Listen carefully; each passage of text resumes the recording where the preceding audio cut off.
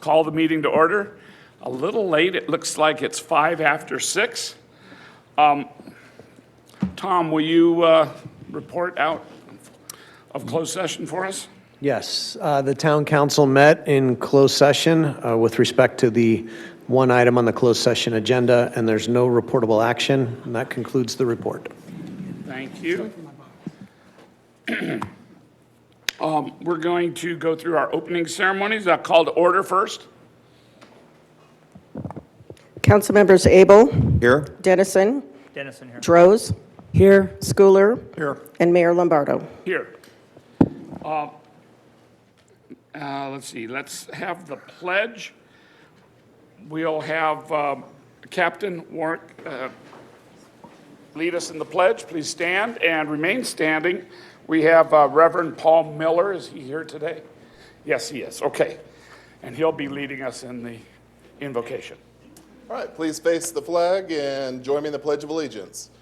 I pledge allegiance to the flag of the United States of America and to the republic for which it stands, one nation, under God, indivisible, with liberty and justice for all.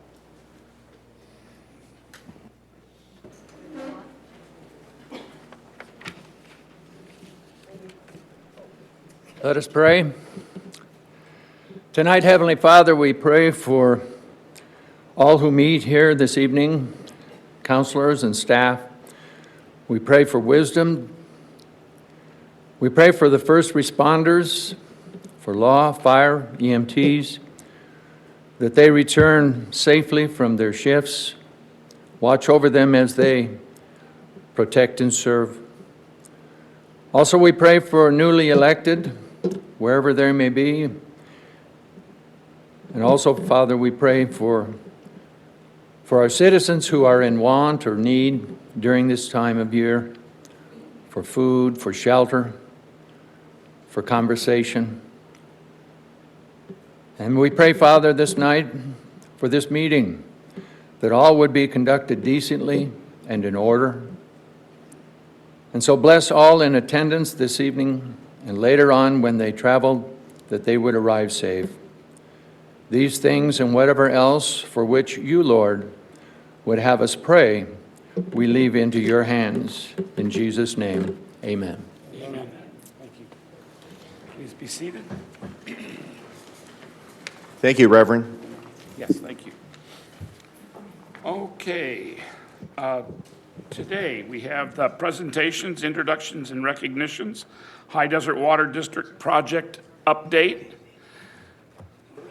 Would you please come to the podium and say hi? Thank you.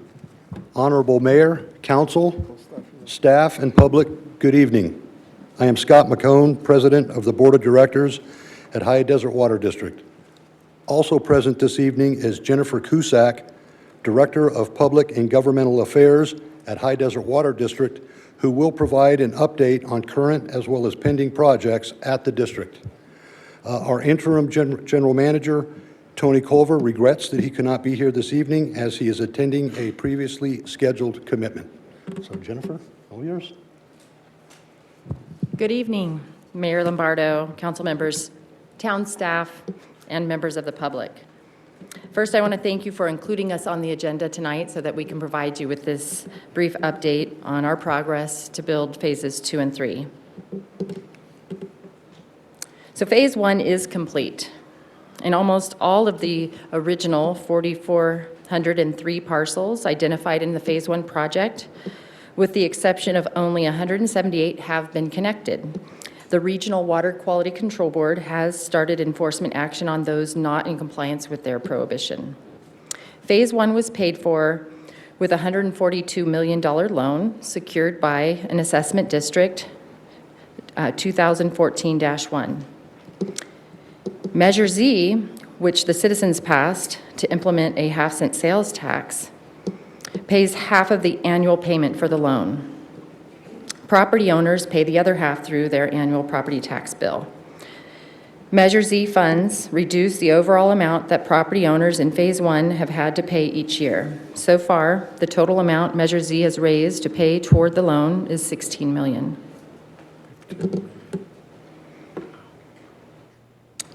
So Phase 1 assessments do receive the benefit from Measure Z.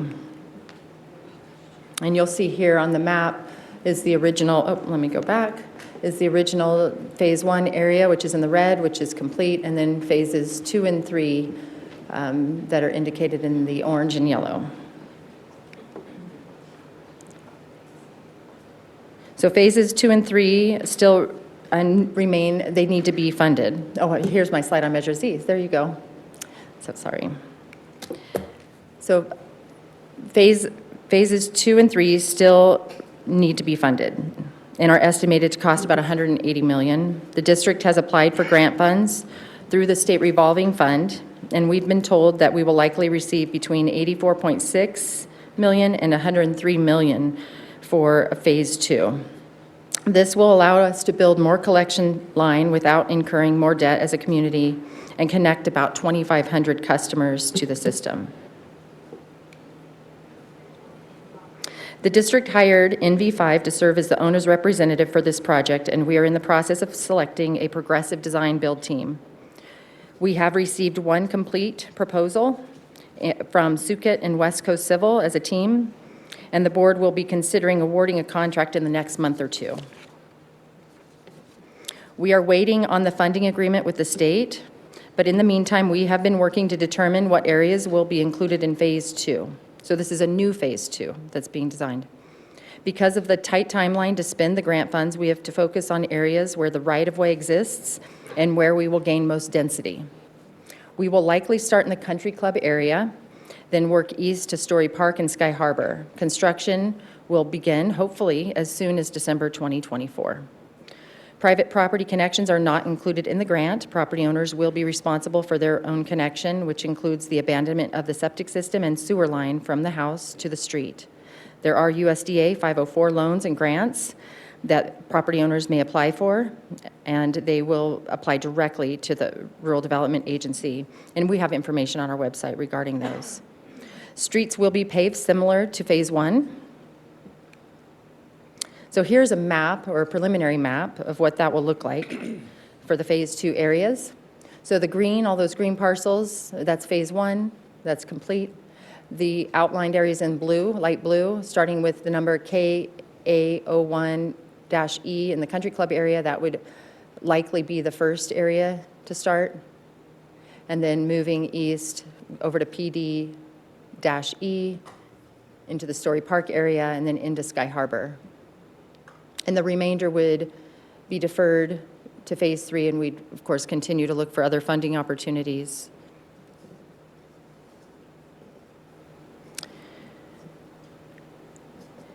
And of course, this is all dependent on grant funds, and our outreach and formal communications to customers will begin as soon as the final funding agreement is signed, which we expect to be September or October. In the meantime, members of the public, if they have questions about their property or the project, they can call us at 760-365-8333 or email info@hdwd.com. And again, we appreciate this opportunity to provide this update, and I'm happy to answer any of your questions.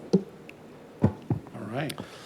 Mayor, just a couple of additional comments from staff's perspective. As you know, the residents here are under a discharge prohibition that's put in place by the Water Board. We're just super excited that the district has been successful to this point in trying to seek additional grant funds, and a grant award of anywhere from 85 north to 100 million plus would be such a benefit for this community and for the residents of this community. So we're very grateful and thankful to the district for their yeoman's work in getting that potential grant moved forward, and it will be a tremendous benefit for this community. Very good. All right. Is there anybody in the audience that has any questions? Quiet crowd. Okay. Anybody want to comment? Go ahead. Yeah, thank you, Jen. Good report. We get questions all the time about what's going on with Phase 2 and 3, and this clears up a lot. You said Measure Z has so far raised $16 million to relieve the debt of the ratepayer. What percentage of their debt does that relieve, that 16 million? So it's approximately 50% of the payment on an annual basis. Okay, so It's it would covering be, about 50%. whatever they're paying, they would be paying twice as much without Measure Correct. Z. So the annual assessment payment originally calculated was about $750, and they're paying about half of that on an annual basis. Okay, So all right, thank you. 300 and change. For hooking up, when the homeowners have to, say Country Club area, they have to hook up, that's upon completion of the infrastructure over there, right? And then the hookup starts. Is there somebody that homeowners can talk to about what that's going to entail, like for their specific properties? Because I know there's a lot of unique properties up there. So at this moment, we really haven't started that formal outreach, but we will have a contact person, and it will likely begin immediately after that line is complete, because the system's already operational. As soon as that line's complete in Country Club, they can start connecting. We don't have to defer. Like in phase one, we had to wait for the plant to be up and get a certain flow. Now that the flow is already there, it will be able to happen much sooner, and then we'll be reaching out directly to the property owners at that time, and they can do so. And what time frame could homeowners expect to hook up once they get the okay to start? So I don't know that exact timeline, because we don't even have a funding agreement signed. Yeah. And 1 month delay means 1 month, so it could be anywhere next spring, but it could be as Okay. soon as next spring, but it could also be Yeah, but that would later. start immediately. It would It would start immediately. right? Start as soon as that system was ready to, yeah, and it wouldn't be as much a delay as the first part of Okay, phase one. okay. All right, thank you. You're welcome, thank you. Councilman. Well, thank you for being here. Thank you for the High Desert Water District and all their board and staff for their attendance. This is great news that there's a great possibility of this funding coming through the state. That doesn't happen without the hard work of your organization. So on behalf of the community, we thank you for pushing forward and finding a financial solution for an area that can't really afford a lot of the luxuries that other communities seem to have. So I want to recognize all that hard work that went through. A couple things. Is there, and also I want to thank the board for being aggressive and going out and starting to get bid processes, all those things ahead of time, with the hope that these funds will come, so there's no further delay and expenses go up even more, so you have a really great opportunity to start moving right away. I understand the map, phase two, new phase two, that sort of concentrates on the area, the most bang for your buck, the most pollutants out of our aquifer or out of our groundwater, and getting them into the septic or the sewer system, the sewer or the wastewater treatment system. My question is, with the new addition, is our current plant able to handle the new volume? Because I knew there was a phase 1 and 2 for the plant at one time. The existing plant does have the capacity for these additional connections. All right, and then I know you can't speak for the board, but what is the ultimate goal for the water district as far as a water treatment plant? I know a lot of homes in my district doesn't look like they're going to get hooked up to the sewer, and I know that would be beneficial to them to be able to have a reliable wastewater treatment system for them.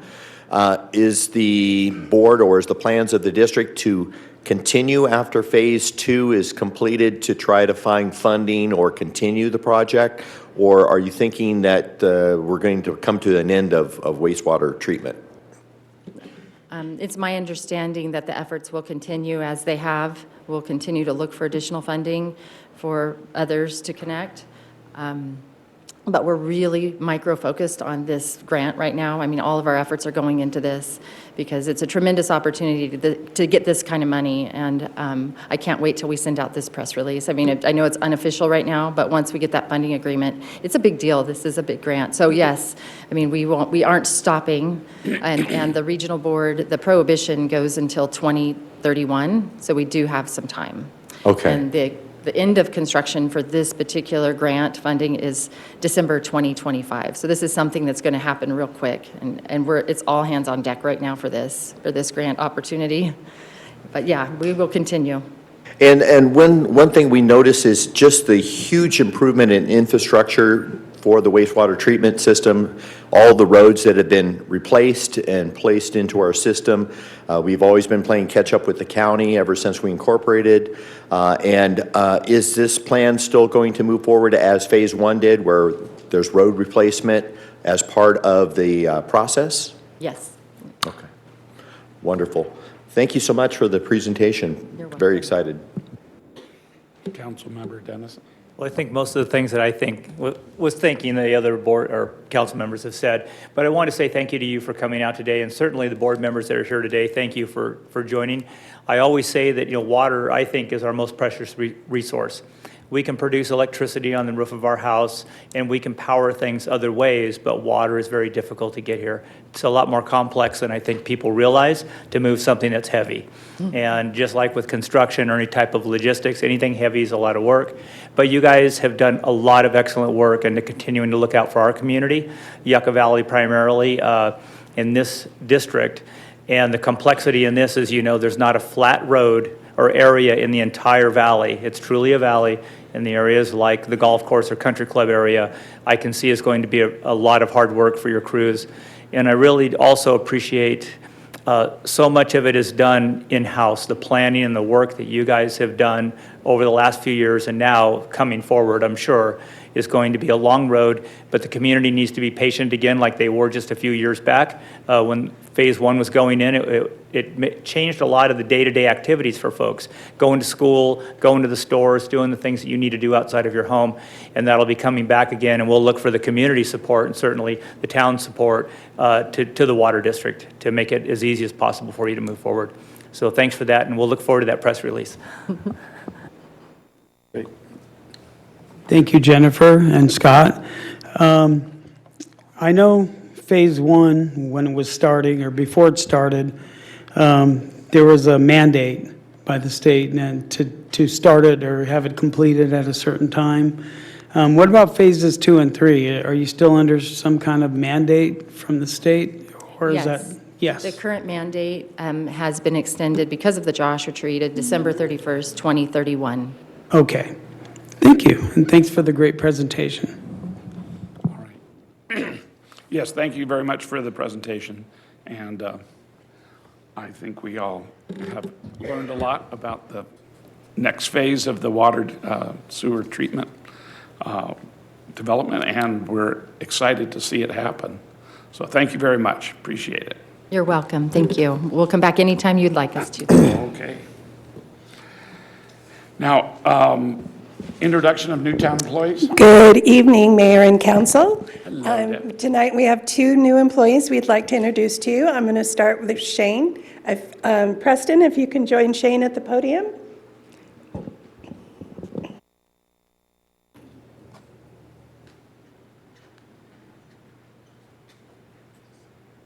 It's always a pleasure to stand before the council and introduce new members of the town team. This evening, I'd like to introduce Preston Wise. He's the newest member of the town's facility maintenance crew. Preston graduated from Palm Desert, so he's been in our area for a long time. Worked in construction when he was first out of high school, then decided to join the Army. Spent 4 years in the Army, was honorably discharged in 2004, and he's landed on our doorstep. He's married, has 4 kids, and we'd like to welcome Preston on board this evening as the newest member of the town's facility maintenance crew. Welcome, brother. He'll be happy to speak the next time we have him up here in front of the council, so thank you very much. We'll look forward to it. Thank you very much. All right, one more. Next, I'd like to have Jessica come up, and then Brittany, if you could join her at the podium. Good evening, Honorable Mayor and Council. I'd like to introduce the newest addition to our AV team, Brittany Monroe. Just last month, Brittany moved to Morongo Valley from the jazzy streets of New Orleans. And before coming here, Brittany was a broadcasting engineer for a local television station for 10 years. And she also worked in the hospitality industry doing AV work. In her free time, Brittany likes to think she's a network television critic. She's a personal stylist, and when she's not doing either of those things, you'll likely find her chasing after her fur babies, Gatsby and Bernie, her 2 dogs.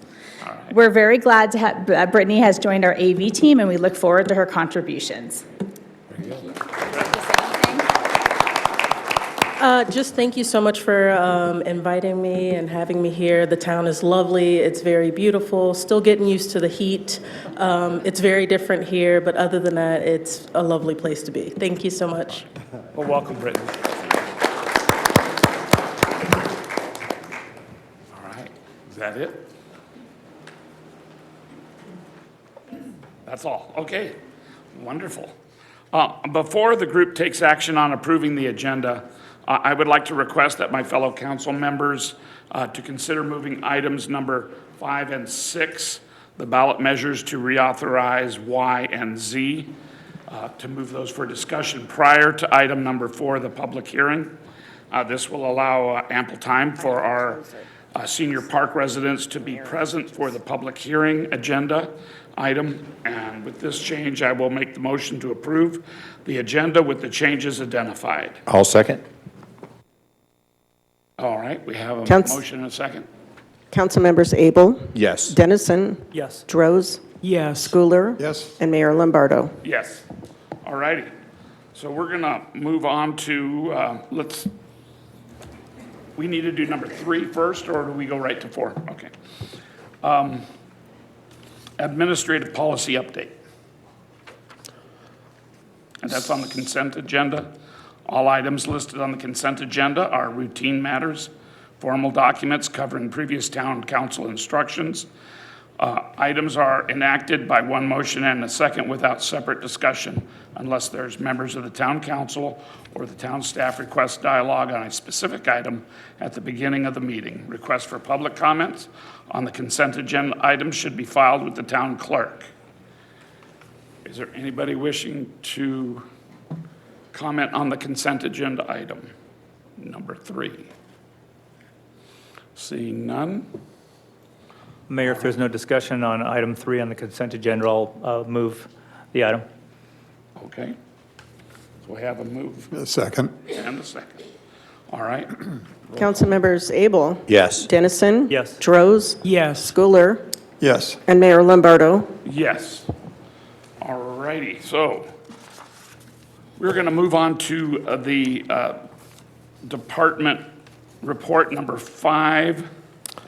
Thank you, Mayor, Council. Great to be with you this evening. Just a point of housekeeping. I know that some of you may be uncomfortably warm, and particularly our audience today, so our apologies. We've been having some issues with our air conditioning system. That's why we have this fan back there, but hopefully next council meeting we'll have that fixed for y'all. Okay. On your agenda, we have item department reports 5 as well as 6. We're going to take these in one presentation. Any action that the council takes on item 5 or item 6 will be separate and distinct, but we'll talk about them together. That's the way that they were originally presented in 2016, so we thought that was appropriate to do as well this time.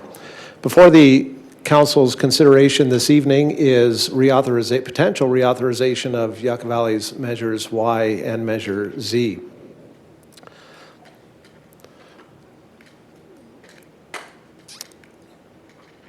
Hang on a second, I'm getting used to this new, well,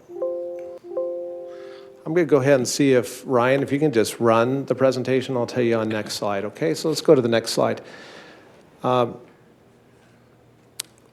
hard to believe Measure Y and Measure Z were passed in 2016. We're coming up close to 10 years. Right now it's at 8 years. And 10 years, both measures had a sunset for 10 years for Y and Z.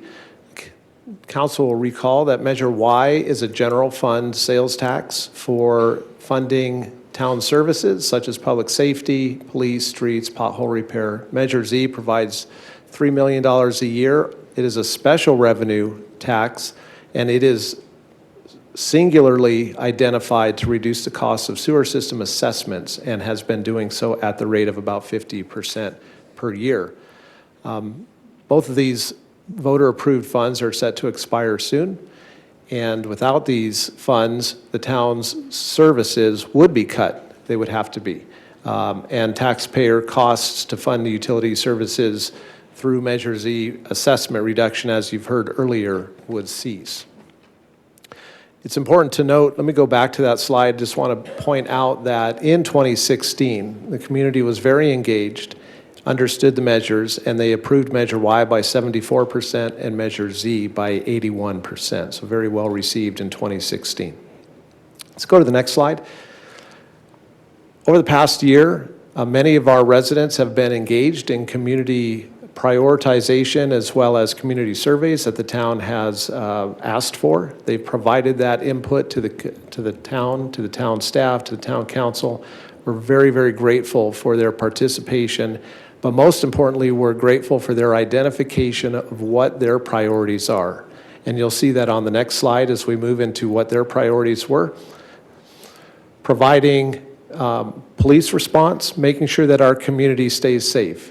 As you know, that's the council's #1 priority, has been for years.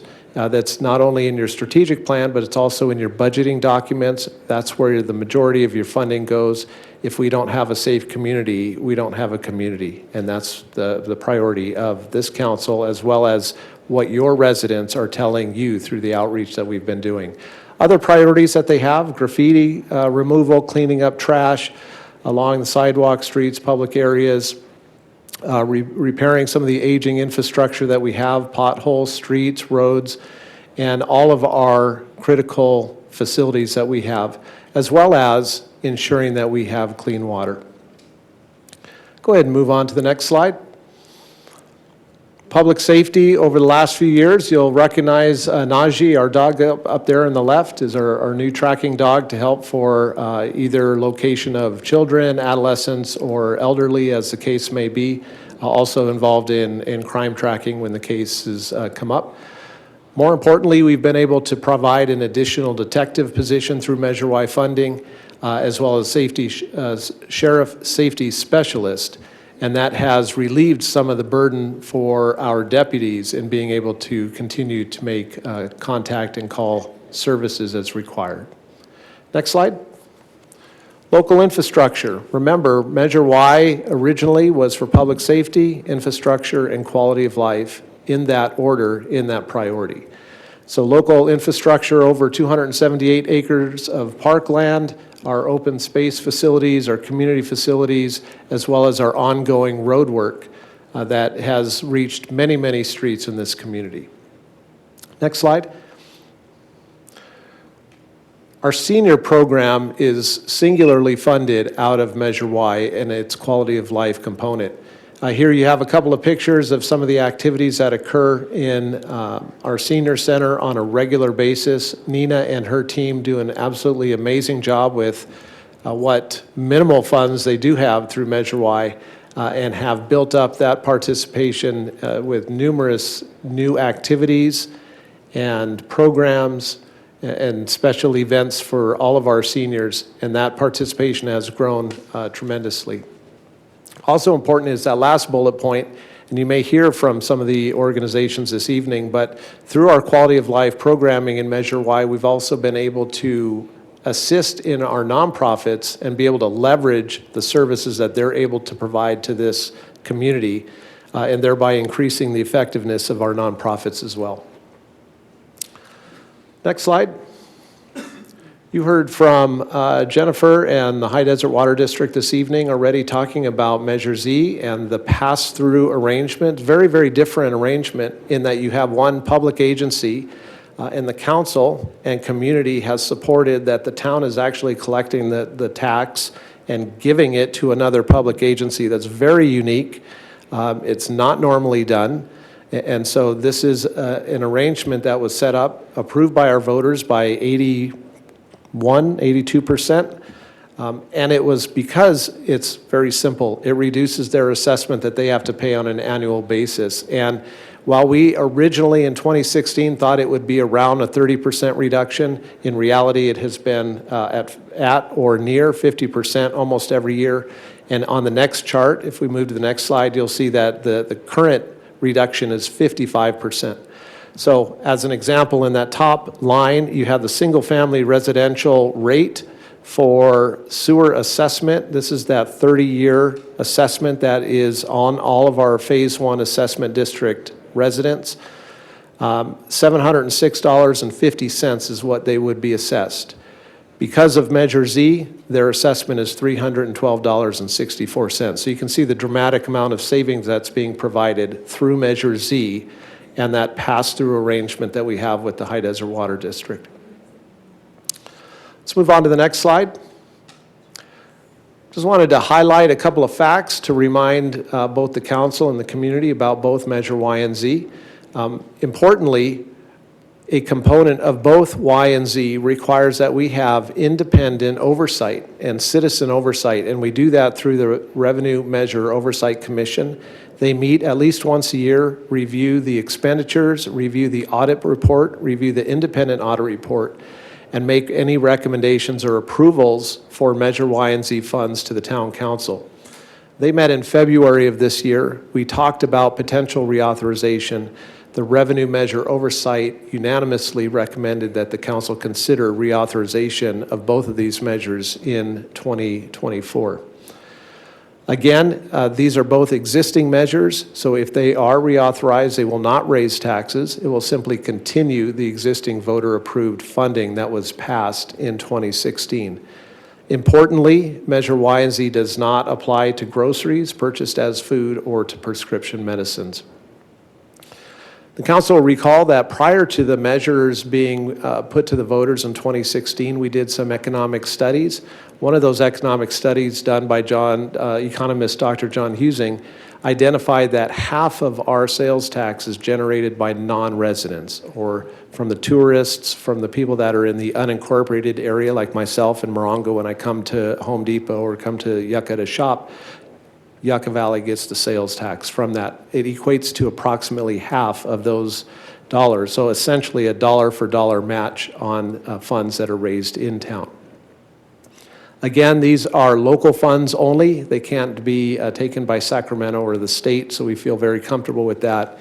And all of the other provisions would remain. So fiscal accountability, independent citizen oversight, independent audits, and our public disclosure of how all of the funds are spent. In fact, just recently, we sent out a pretty comprehensive mail piece to every resident in Yucca Valley that identified both Measure Y and Z and how those funds have been spent over the past years.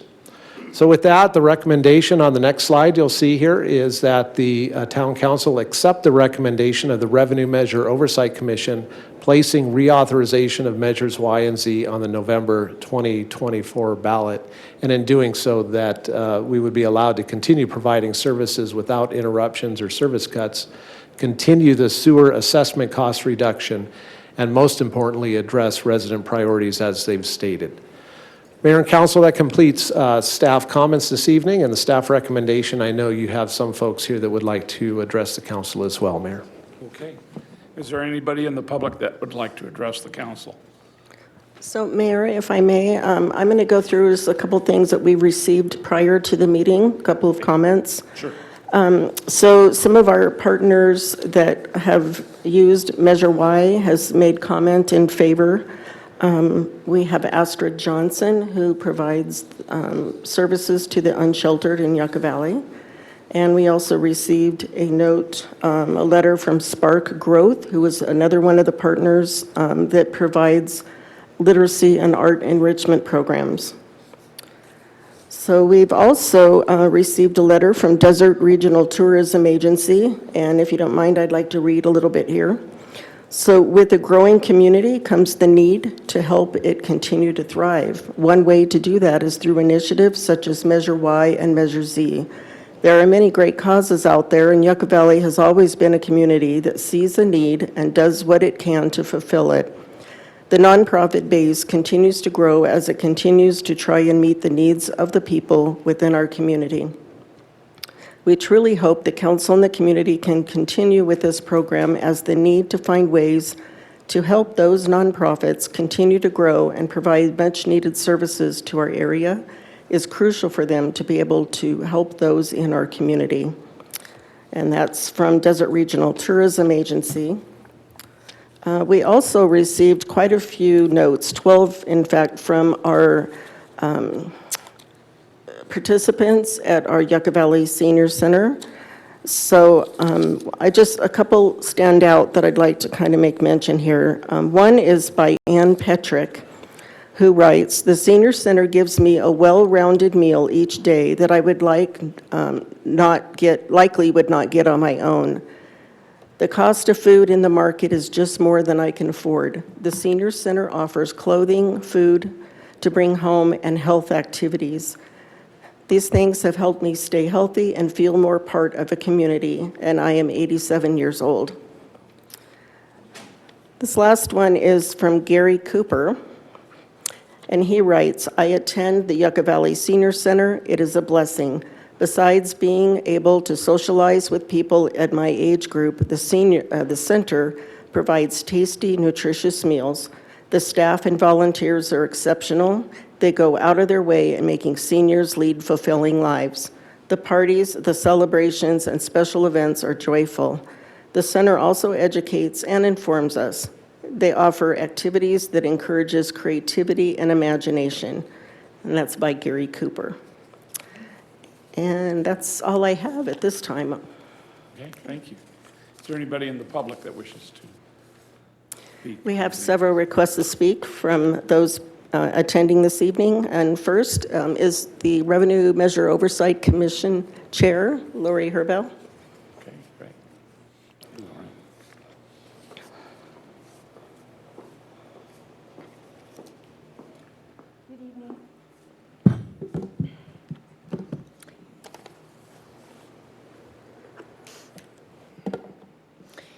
Good evening, Honorable Mayor and Council. My name is Lori Herbel, and I reside in Yucca Valley. First of all, I would like to thank you for this opportunity to speak to you and our wonderful community. As Chair for Measure Y and Z Oversight Commission, I would like to report that all members of the Commission unanimously support the town placing revenue measures Y and Z on the upcoming November ballot for reauthorization by the voters of Yucca Valley. At this time, I would also like to report to the community that through evidence of annual audits, that all revenue from Measure Y and Z has been spent as promised. Everyone has done a great job watching over these monies. First, I would like to speak regarding Measure Z, the half-cent sales tax that is dedicated specifically to reducing sewer costs to the Yucca Valley property owners. Measure Z revenue is at present saving property owners approximately $3 million a year. This reduction represents a savings of approximately 50% on sewer costs. That is amazing and wonderful. And certainly, Measure Z needs to continue into the future. Measure Y, half-cent sales tax revenue produces approximately $3 million a year. It has and is providing additional police services. Who doesn't want that, right? Road improvements and repair. It has and is providing quality of life programs like we were discussing at the Senior Center. How wonderful to hear that seniors are getting the nutrition that they need in this this high-cost economy that we're living in. So it has and is providing quality of life programs and needed infrastructure for those programs. It also is providing additional needed funding to our local nonprofits, which, as we all know, is really important. Measure Y absolutely needs to continue into the future for our quality of life. And the great thing about Measure Y and Z is that at least 50% of the money raised is from out-of-town visitors. This is a win-win for all of us. I would like to thank everyone in the town for seeing the value of these two revenue measures when they were passed in 2016. And I personally would like to encourage the town council and everyone in the community to allow them to continue into the future. At this time, I would like to recognize the contributions of two people that helped make these revenue measures a reality. Even though they are no longer with us and have passed, I believe their work will live on in the benefits we all enjoy from their work on Measure Y and Z. Nancy Hainich was a member of the committee Citizens for Lower Sewer Cost, which worked with the town to get the measures on the ballot in 2016. Nancy passed away in June of this year. She always gave her all to whatever she put her mind and heart to, and was a great friend to the community. Our beloved council member and Mayor Robert Bob Leone was instrumental in his work to get Measure Y and Z on the ballot in 2016. He tirelessly gave of his valuable time to the people of Yucca Valley with the goal to consistently improve the town's quality of life. Mayor Leone passed only 10 days ago on July 27th. I know we are all grateful to him and will miss him. Thank you to both of them for their work on Measure Y and Z, and I trust this work will continue into the future, providing a better quality of life in the town of Yucca Valley. Thank you. Thank you, Lori. Next, we have Mike Grumpy Kelleher.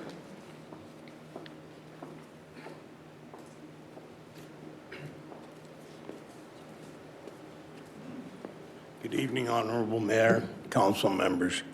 I've been a longtime resident of Yucca Valley. I've been here 36 years, and as most of you know, I'm fairly outspoken. I know you find that a shock, but I looked at Measure Z when it first came out, and I thought, how is this going to help us? Well, as it progressed, I looked at it, and I saw the benefits for it. I mean, 50% of your sewer costs being covered, that's unheard of. I've checked with other cities that have absolutely nothing like this in place. And who does the burden fall on? The people. The people have to pay this. So I strongly encourage we keep Measure Z and put it back on the ballot.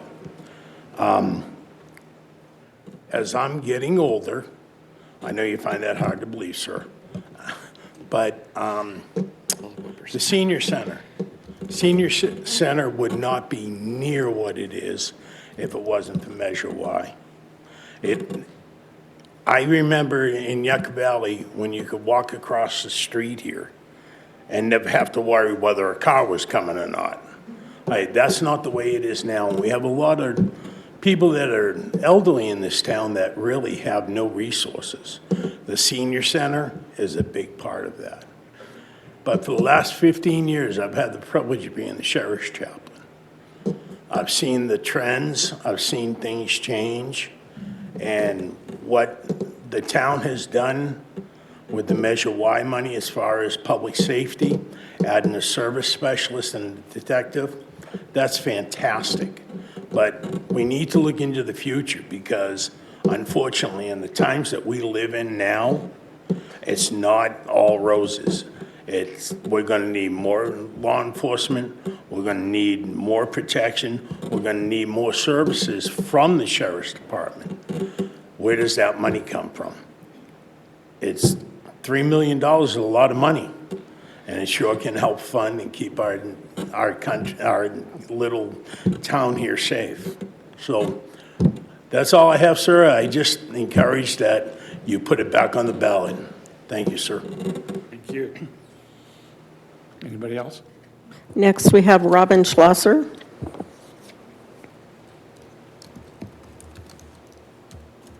Good evening, Mr. Mayor, town council members, town staff, and town residents. I'm a resident of 29 Palms, so I will proudly proclaim that I am one of the matching dollars for your half-cent sales tax because I do a lot of my shopping here. So, Thank you.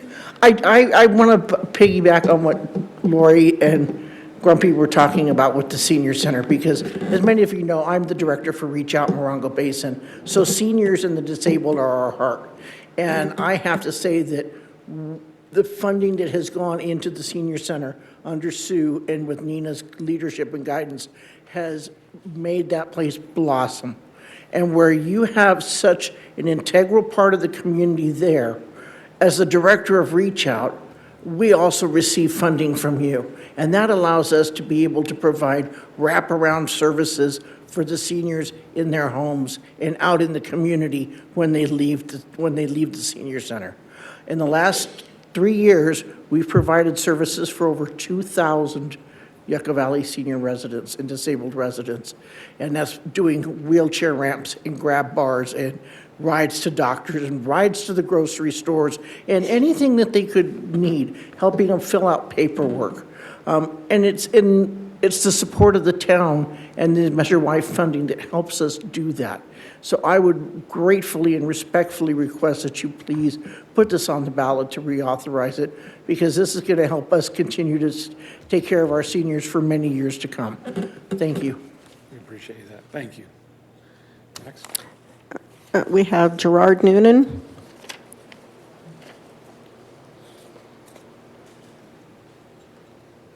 Hi, Honorable Mayor, esteemed council, and outstanding team staff here for Yucca Valley. I'm here representing the town of Yucca Valley Airport, L22. I'm speaking on behalf of our president, as the interim president, who's recently deceased, and Irving Craig, who we miss greatly.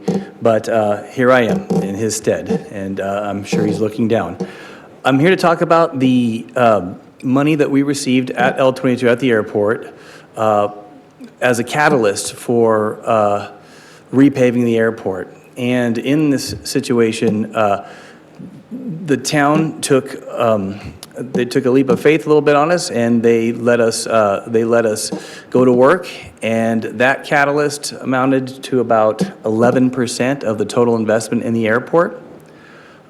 We put it to vote for all the members in the district, and if anyone doesn't know here, that the airport is funded by taxes from the people that are inside the district. So we put it to vote, and everybody in the district voted to try to get, ask for the Measure Y money, and then we voted unanimously to put the, to go full in and do a $850,000 repaving project to the Yucca Valley Airport. So if you see a nice, shiny, new airport there, they all voted for it. Because of the confidence from the town, we were able to get a $250,000 loan from Caltrans, and then we put the rest of the money that were in our coffers that had been collected over time into that. And so, as a result, we have an airport, we have a place for all of our safety services to land, which is very important. On any given day, you'll see a emergency landed military vehicle from the base. You'll see some kind of emergency transportation for organs. You'll see various sheriff aircraft, and then you'll see tourist aircraft coming in too. So it's become a very thriving airport, and we have Measure Y to thank for it, and the faith that you all put in us to do the right thing with those funds and make sure that we were able to leverage it and add a substantial amount of investment to it. So thank you very much. I hope it keeps going. Although we have a shiny new airport, there's a couple of things that we would like to do in the transient parking and some other areas. But again, we're thankful for what we have so far. So thank you very much. Thank you, Chair. And Scott McCone. Good evening again. So I'm going to speak to Measure Y and Z. Should I take a break in between or just keep on going? Just keep going. Just keep on going. Okay. Again, good evening, Mayor, Council, staff, and public. I am a volunteer warm water instructor at Center for Healthy Generations here in Yucca Valley. I am not on the board of directors there, and I am not aware that my position at High Desert Water District creates any conflict to speak to Measure Y. To err on the side of caution, however, I will say that I am not speaking in any official capacity as a director at High Desert Water District, but rather that I am speaking on my own behalf and as an individual resident in the town of Yucca Valley. The Center for Healthy Generations is an all-volunteer nonprofit organization. Activities there include land-based exercise programs, as well as a meeting place for other nonprofit groups. The center also operates a full-size warm water exercise pool, that can accommodate up to 100 participants every day through a wide number of various classes. From my own experience there over the past 10 years, the pool offers a valuable service to our community where participants of all ages, and especially the elderly with a host of physical limitations and ailments, can exercise in the warm water environment and find a measure of relief from those ailments. And that includes myself, where even as an instructor, I have a few ailments of my own, especially here in the shoulder.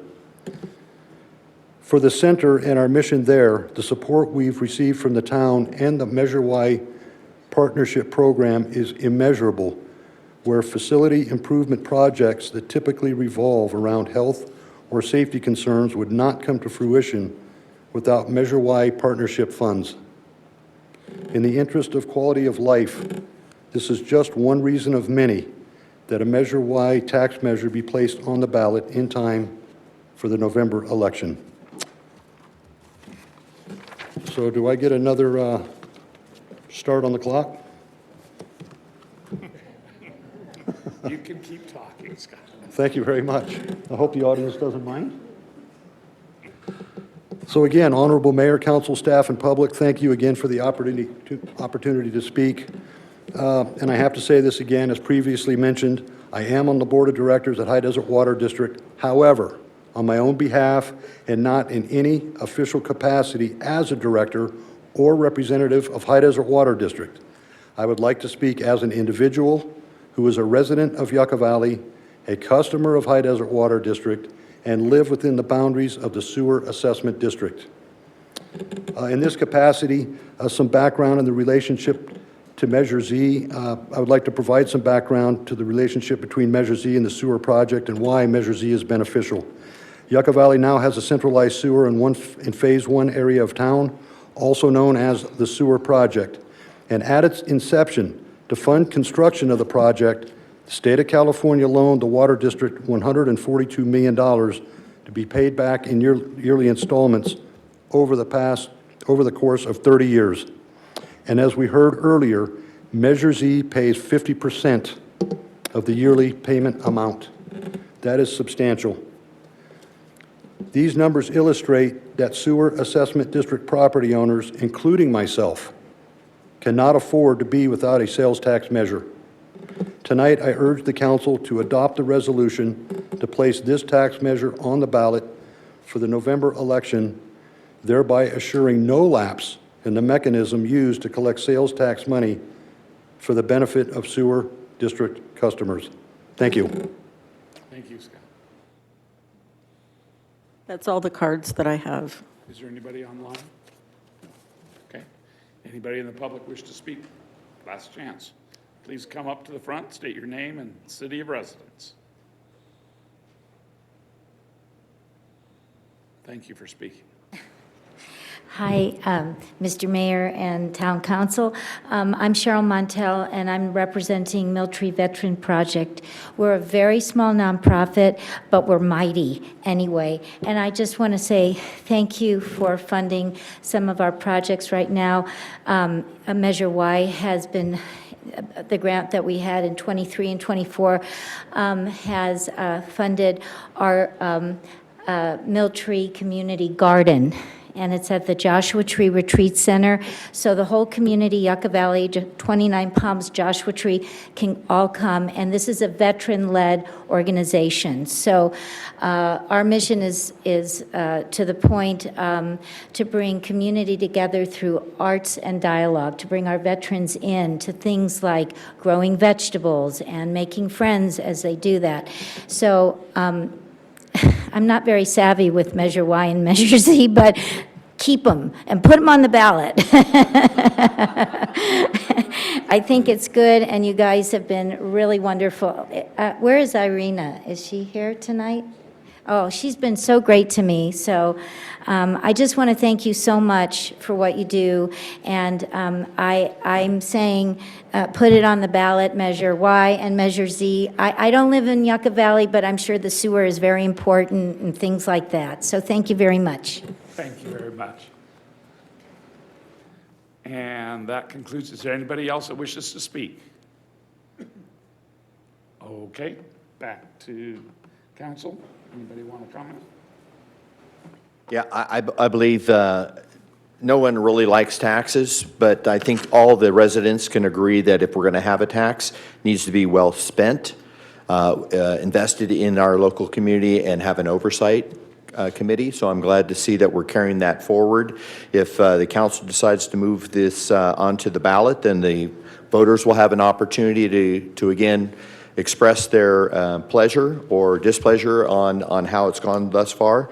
I think that's the main thing. I know I was on the council when we got this on the ballot, and I was really concerned. I wanted to make sure that we were really, really excellent, great stewards of the money that the community invested in us, and that we would return it in a responsible manner. And I think hearing some of these testimonies helps reassure that that's really what's been happening in the last few years. And it's a great opportunity for us to continue to move forward in our community. Again, I can't state it enough, and it's been stated several times, 50% of those monies coming in are from outside areas, outside of Yucca Valley. And so we're having those people that might be traveling through or from other communities in our area or visitors helping to contribute to some of the things that they use, which are our restaurants, our water, our roads. They're coming in using them. And so it's really nice that some of these outside people are giving us the funds to maintain them. Law enforcement is critically important. I want to continue to have a safe community for my grandchildren, as my children have had the benefit of being here in our community, and having the San Bernardino County Sheriff's Department as our partners in keeping the community safe has been wonderful. It doesn't come without a high cost, and for us to be able to add a deputy, a detective, people that help support our sheriff's, our department, has been really, really important because the workload is getting heavier, not lighter. So we need to continue to move forward in a responsible manner. And again, it's sort of like getting your car repaired. You hate to pay the bill, but as long as they did it right and they did it to the best of their abilities and they're not charging me for something that I'm not getting back in return, I'm okay with that. So I'm in support of moving forward. Yeah, I tend to agree. I really thank everybody that commented for the enthusiastic support on this. If ever there was a win-win situation and really a well-managed program, I think this is it. The community has benefited in so many ways, and it's been articulated by Curtis and by Lori and the rest of the speakers. Actually, I'm not sure how it happened, but getting double time for speaking, I guess you have to break it up into chunks and get double time. That's a good move. But yeah, the senior programs, the public safety programs, all the benefits in the community, and you've seen the signs around where it says, thanks to Measure Y, we can do this road project or this trailhead project or this park project or the parking lot in Old Town. All of these are because of Measure Y, and the people that have been around like I have for a long time, you can think back to how it was in the old days where there just wasn't enough money to do the kinds of things that people wanted us to do. So I appreciate the forward thinking of the council at the time. I think this program is so well done, and I think staff has come forward with very responsible recommendations all the time for the use of these funds, and they're half paid for by others. So it's a win-win program.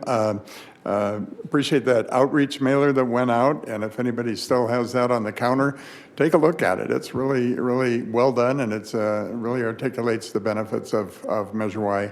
And Measure Z, we've heard about that and talked about that to reduce the obligation of the ratepayer by 50%, and why not? I mean, that's really a no-brainer as well.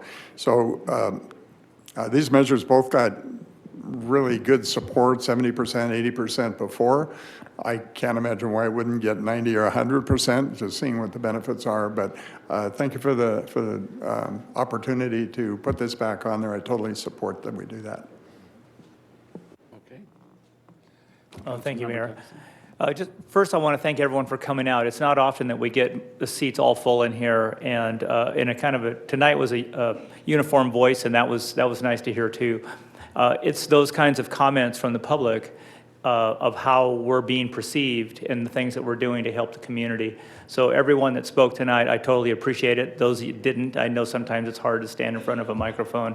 I want to shout out to Grumpy. I'm not sure if he's still here, but he brought up a little comment about the history. Things aren't the same way they used to be. They change. There's more requirements and more demands on the town, and almost all of it has to do with our safety and health. And I appreciate the opportunity that we have to reinforce the public safety services that we have in our community through our sheriff's contract, and also some of the other things that we've talked about, the maintenance, and certainly taking a moment to provide a better quality of life for people in all age groups throughout the community through Measure Y funding. And I want to also give a shout out to Lori. She's been such a champion from the very beginning of this. When it started, her and a team of others that she spoke of for a second too that are no longer with us, but they've left their fingerprints on this forever. And it's something that's very valued, and you're still a good steward. And I think when we look at our the Oversight Commission being a key part of this to help us make the decisions on what the public wants is vital. So there's a lot of moving pieces. You know, you talked about the senior center. Others have come up and spoke about even our airport and another component of not just public safety. That's how I look at it a lot, but all the other services that can help provide. These are important infrastructure things in our community that other council members have said, you know, we don't have the funding, we don't have that deep of pockets, and these measures have helped us a lot. So I hope the discussion tonight and the things you've heard will help you guide a decision on what you would like to do. But I would like to move it forward onto the November ballot also. Very good. Do you have anything to say? Mayor Yeah. Pro Tem Droz. Yes, thank you. I believe that, obviously, I support Measure Y and Z. 8 years ago, when I was first elected to the council, we didn't know how it would go. And 8 years later, I'm just so impressed with Measure Y and Z. Like Councilmember Schooler said, you know, driving around town and you see a project with a sign funded by Measure Y, and it's really incredible. And to think that, you know, half of the sewer costs for residents is covered by this, that's pretty incredible also. So I think Measure Y and Z, I mean, well, first of all, you know, you can always get a grant for something, and that's a one-time thing. But Measures Y and Z are consistent. We'll have them year after year after year, and it's a godsend to Yucca Valley and also to the Water District. So I'm in full support of Measure Y and Z. Okay. Well, then, without further ado, I'm very much in favor of it, too. I was in on the early formation of it, and although I was opposed to raising taxes at first, once it was explained, and I saw the benefit, and that's what's really neat about this particular deal is we wanted to give it 10 years to see how it worked, and boy, is it working well. It's only been 8 years, but we've benefited from it greatly, and it seems to be something that we definitely should continue. So I'm excited to see it go back on the ballot. So, Mayor, when the council's ready, I think the appropriate action would be to take separate action on item 5 and item 6. Okay. If the council's so inclined, one of the council members can just make a recommendation to accept the staff recommendation for item 5, take a vote on that, and do the same for item 6. okay. Mayor, I'll go ahead and move that if you like. I'd like to take staff's recommendation on agenda item number 5 for recommendations number 1 and 2. Okay. I have a second. A second. Okay, let's vote on that. Council members Abel, Yes. Dennison, Yes. Droz, Yes. Schooler, Yes. and Mayor Lombardo. Absolutely, yes. All right, on to item number 6. Mayor, I would like to make a motion that we accept the ballot measure for continuing Measure Z as presented in item number 6, items 1 and 2. I would like to second that. All right, we have a motion and a second. Council members Abel, Yes. Dennison, Yes. Droz, Yes. Schooler, Yes. and Mayor Lombardo. Yes. All righty, so now we should go back to 4, and let's have the public hearing on the second extension of urgency ordinance establishing a moratorium on senior mobile home park conversions. Mayor, before we start the public hearing and you open it to the public, I'm going to recuse myself from item number 4, and I would like to return after the item's been decided. Thank you. Want to thank everybody for coming that is interested in this. It's nice to see a crowd.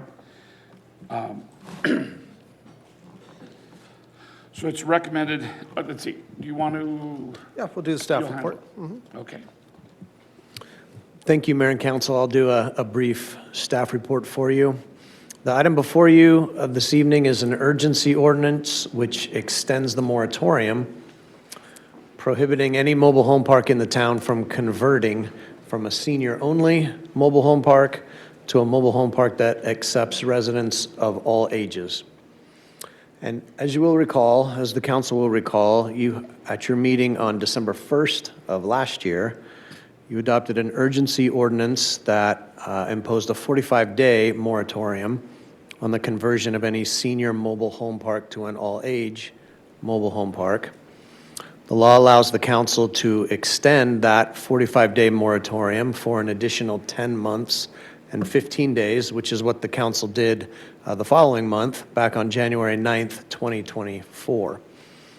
The law also allows one final extension for 1 year, which is what the ordinance before you this evening does. It will extend the moratorium until November 24th, 2025. The town has currently 6 senior-only mobile home parks, and the town is committed through its housing element and through its general plan to preserve existing affordable housing and to maintaining housing for senior citizens. Important to note, this ordinance doesn't result in any changes at all within the town. The purpose of this ordinance is to preserve the status quo.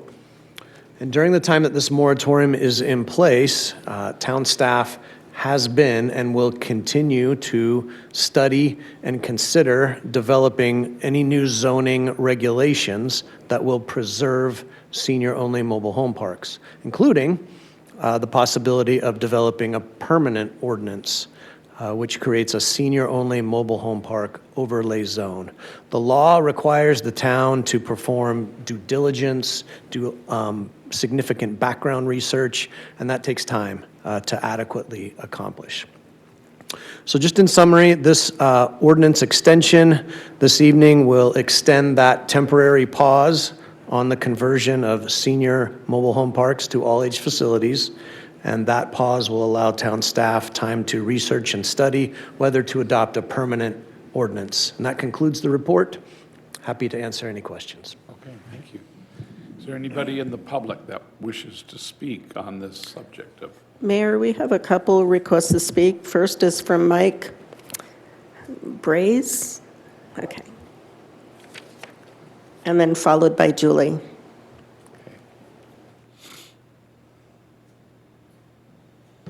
Mayor Lombardo, council members, staff, thank you for letting me speak. My name is Mike Braze. Can you hear me? Make sure your speaker's on, there you go. A little bit too tall here, huh? All right, you got me now? Got you Okay, now. Good. As I was saying, thank you for letting me speak. My name is Mike Braze. I'm speaking on behalf of the family that owns Fairway Mobile Estates. The family has owned Fairway Mobile Estates for 64 years. My wife back here in the blue, her grandfather came out in the early 1960s and bought the front house, moved in and built the mobile home park kind of by himself, bringing in labor. Built the lower park in the early 60s and upper park in the 70s. So it is an older park. The family, now it's my wife Jennifer's father who's in control of it, has been putting a lot of money into the park, took advantage of the conversion to sewer, and while the trenches were open, replaced the gas, replaced the water, put in conduit so we could pull new electrical for the lower park to get more power to the park, and then repaved the whole lower park. So there's been about $700,000 between debt and cash that's been put into the park the last few years to take advantage and bring it up to standards we want. And I would say that the family has no intention of moving away from senior housing. They want it to be senior housing. We don't feel like it's set up to be anything but that. There's no playgrounds. It's not way. The lower park is a little too tight. It wouldn't be good for families, and so it's made to be a senior park. So I talked to my father-in-law about it, and is very much against this idea of an overlay, though. That there's always unintended consequences to decisions that are made. If you roll this forward 20 years, 30 years, what if the market changes? What is that going to do? There may be some point, there'd be a room here that would say, I can't get the money for the house that I paid for it because the market is not there for it. And so there's just considerations like that. The family's owned the park for, like I say, 64 years. Now to have somebody put this on us, it doesn't feel right. My father-in-law said today, he said, I think we should sell it. And I think he's reacting to the amount of money that he's put in, the fact that some other people could come in and kind of what's gone on in California with some heavy-handed things. Not that this community is fully like that, but needing to protect his investment a little bit to say what else could happen. So our suggestion would be, we don't want to move to a family-owned park. I think there's the other part that backed down from that. Would there be a way we could work together to come up with some type of memorandum of understanding to work with the city and would work together on that? So I'll leave it at that. Thank you for letting me speak. Thank you for your comments. Next, we have Julie. Good evening, Mayor and Council. I'm Julie Polly, and I'm the regional representative for the Western Manufactured Community Housing Association. And we represent mobile home park owners, and we work closely with local jurisdictions in trying to find solutions to issues in our mobile home parks. So I'm hoping that you won't extend it. I think we have some time, if I'm understanding correctly, that the current moratorium's in place till the mid-November. That gives us some time to see if we could find a solution that gives assurances to the seniors at Gates of Spain and doesn't do a heavy-handed rezoning, hostily rezoning the other senior mobile home parks in your community. Let's see. It's my understanding that the Gates of Spain have rescinded their notice to change age status. So they have given assurances that they are going to stay senior. So I think that's a good outcome from this exercise. Bear with me, I've kind of changed my remarks while I was sitting listening to this. So I am concerned about the other 5 mobile home parks. You have a good mix of nonprofits, resident-owned parks, mom and pop operators in Yucca Valley. It would be awful if folks like Mike's father-in-law get spooked by this city's action. I think well-intended, but seen as very heavy-handed from the property owner's point of view. So my request tonight is hold off on extending. Can we meet with the city staff as a group of park owners and see if we can find a solution that gives the assurances to the residents that their parks are going to stay senior, but also, as Mike alluded to, if the markets change and you need to have a bigger pool of buyers, you'll have that option. If you put an overlay zone, the park owner likely will never be able to change ownership, which at a knee-jerk reaction, that might be what they think they want.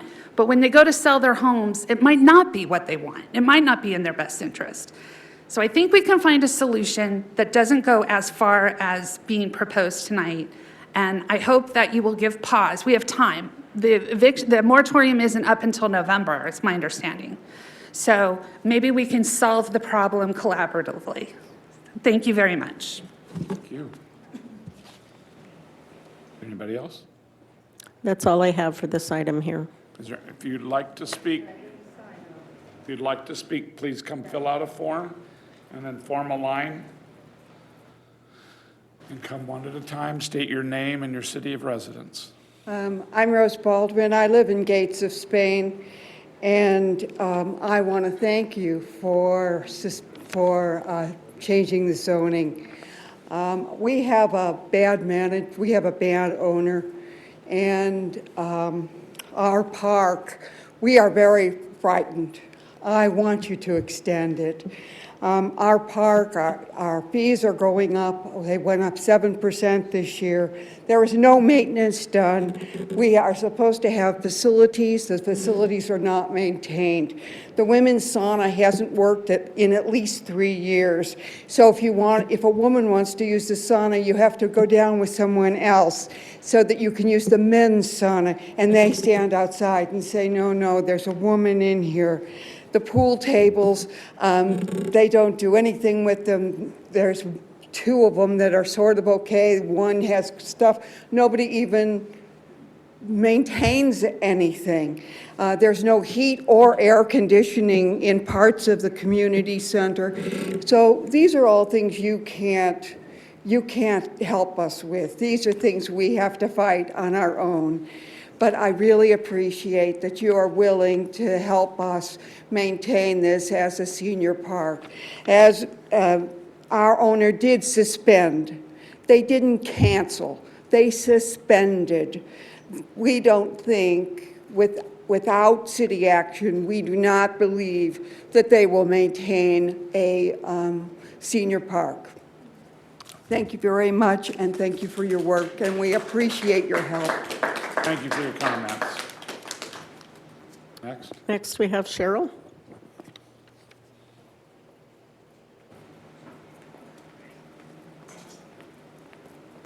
Good evening, Mayor, City Council, staff, and Captain. Sorry. I spoke one time before when the gates came up. I don't live in the Gates of Spain. I live in Country Club Mobile Home Estates. And I've looked at all the other mobile home parks. The roads, Gates of Spain is the widest, fairway are narrow. Nothing is set up for under 55. The senior citizens of this community need to have affordable housing. They have raised their families, they have grandchildren, not everyone, but for the most part, you've raised your family, you have grandchildren who visit, but you don't have kids running around in front of people, backing out of their driveways. There are no parks. And I believe the law is not under 18, and there are exceptions. I have somebody who lives next to me who is under 55, so I can speak to the ramifications of that with constant noise going on. It's just life. I mean, I have kids and grandkids. We make noise, and when you have that around and you don't know what's going on, so there's also the safety, because you have people who walk around later at night or who come in and out before 6 in the morning or 2 in the morning.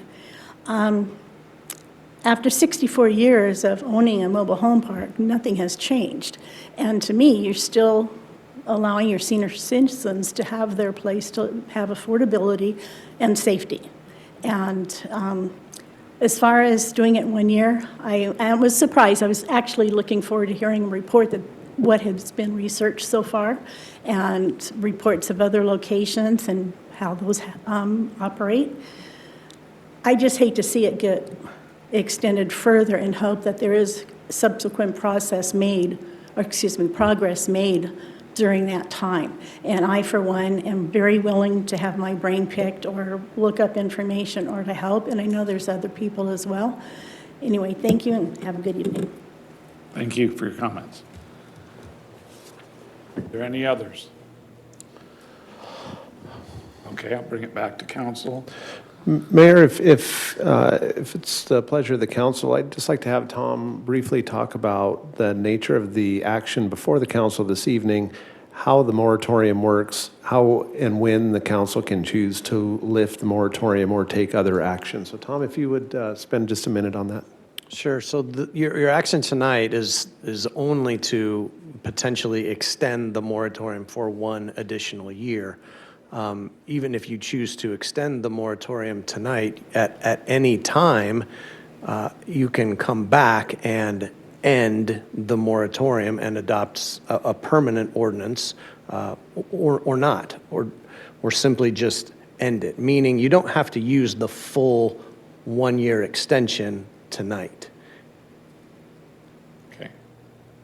Am I correct in understanding that the moratorium is more to give us time to research and find a solution that works? Correct. It puts a temporary pause. It just preserves the status quo. As it is? As it is. Okay, very good.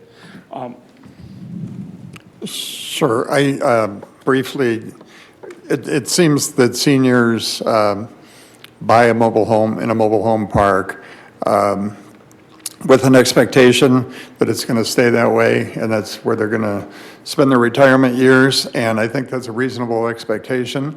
And like somebody mentioned, these parks are not, the parks we have are not designed for other than seniors, for kids on bicycles or, you know, a lot of play in the streets or anything like that. They're just not.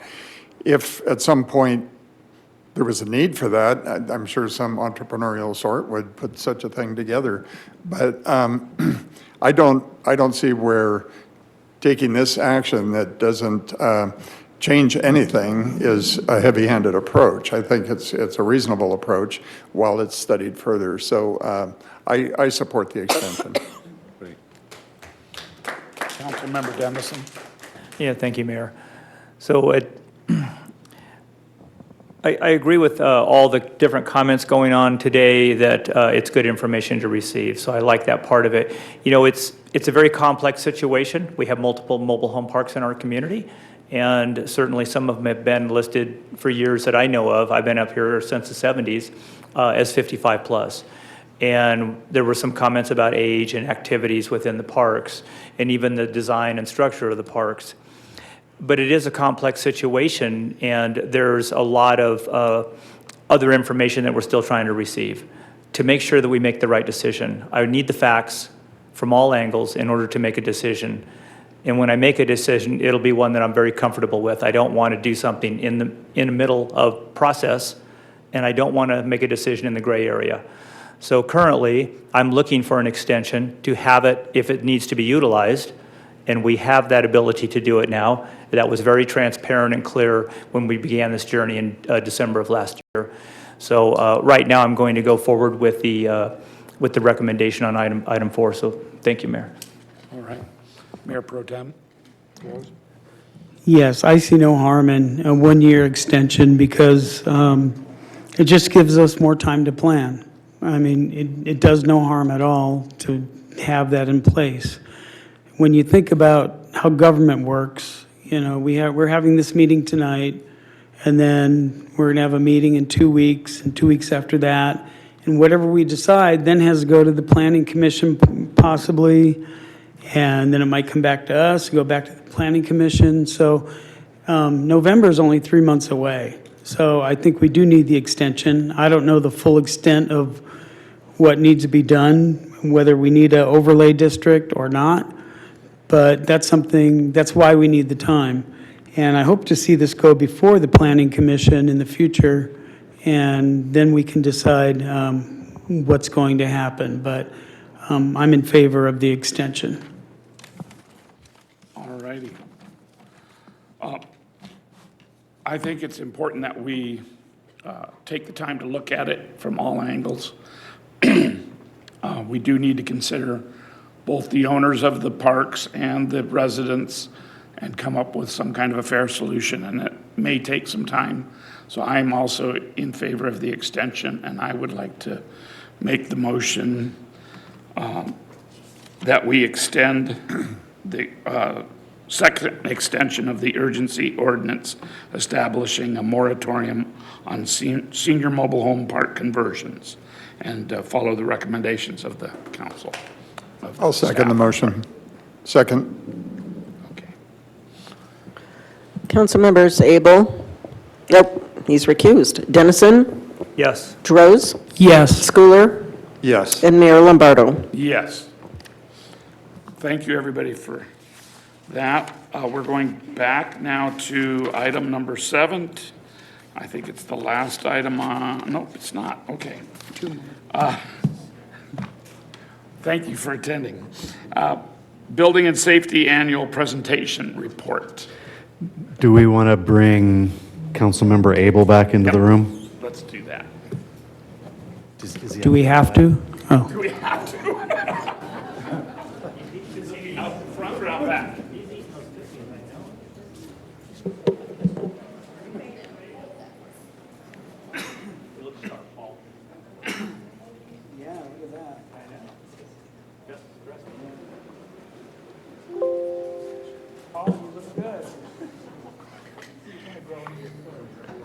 Here, let's call her. Ryan, Brittany, am I doing this or you? Doesn't matter to me. Okay, there we go. There we go. I wasn't sure if that worked. I don't know where he's at.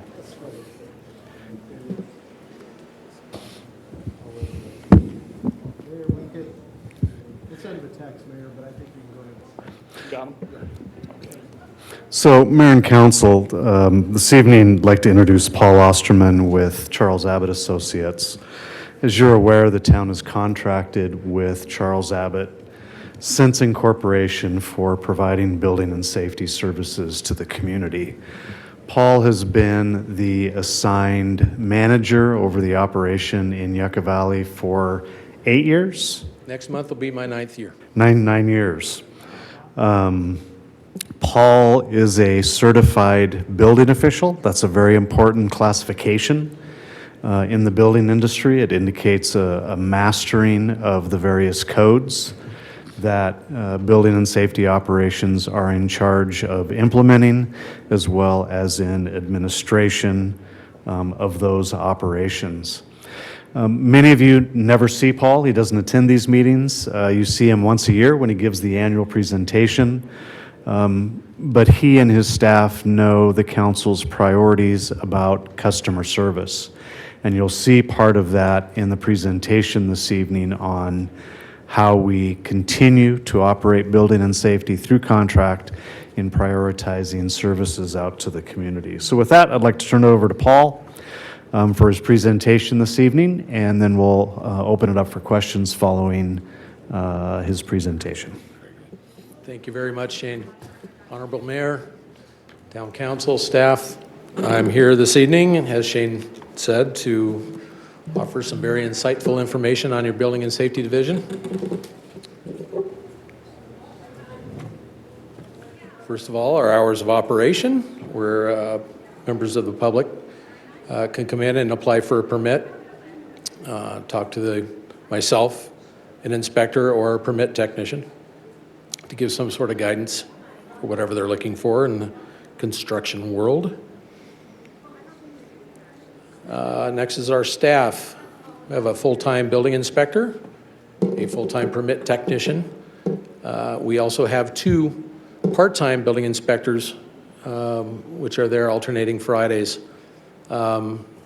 We like to have these 2 part-time inspectors on staff to provide some sort of continuity, just in case your full-time inspector is gone or what have you. We have other people that understand what's going on in the town. A couple of fiscal year highlights from the last fiscal year that ended in June. We had a total of 1,103 permits issued. We issued 40 single-family dwelling permits, 7 accessory dwelling or ADU permits. Total of 3,739 total of inspections, 18 inspections per day, and we still do same-day inspections if requests are received by 7 a.m., and we do inspect 5 days a week. Good fiscal year comparison, 21, 22 to 23, 22, 23, 23, 24. New homes and ADUs, you could see a bit of a decline over the past few fiscal years, with one notable exception, which is very interesting, are swimming pools and spas. There seems to be some sort of uptick there, which I think is quite interesting. Not sure if it's explainable, but nonetheless. The solar, you can see a large dip in solar permitting, largely due to the the solar subsidies that the state provided came to an end, or at least the more valuable ones did. Part of our customer service, we like to let you know that we do have over 50 years combined building and safety experience. Our plan check turnaround in 10 business days or less. We're very proud of that, and we will continue to do that. 100% of all inspections called in by 7 a.m. are completed the same day. That's very important due to the fact that nobody wants to sit and wait for us another day. It just doesn't work. Staffing, we will provide staffing levels to fit workload needs, and we have so, and we will continue to do so. A couple of spotlights on what Building and Safety is working on, or has been working on. The Old Town Parking and Restoration Project, which is underway now, and also the Senior Center upgrades to restrooms, offices, and more, and importantly, accessibility upgrades to the Senior Center are very important. That plan review is just finishing up now. Some commercial development that happened over the last fiscal year: our Quick Quack Car Wash, our Chipotle restaurant, and Field Station by Auto Camp, which took over the old Travel Lodge that's set for vacant for a while. It's nice to see that one up and running. Residential development, as I stated, 40 new single-family residences permitted last fiscal year, along with 7 accessory dwelling units. 1,026 residential permits issued, and about 3/4 of our total inspections are on the residential side of things. Some more fiscal year highlights: 478 plan reviews performed, 1,103 permits issued, and 3,739 inspections performed.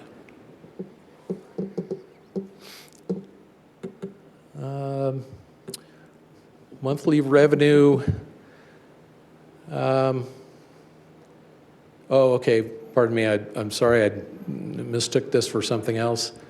Yeah, this shows the total valuation of permitted construction projects, as well as the total permit and plan review revenue by your Building and Safety Division.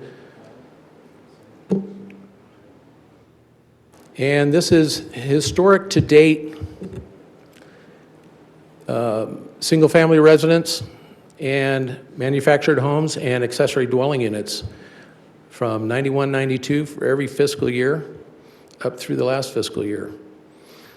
I haven't averaged in the last year or two. Prior to that, I believe if you took since incorporation, it averaged around 32 or 34 single-family homes per year.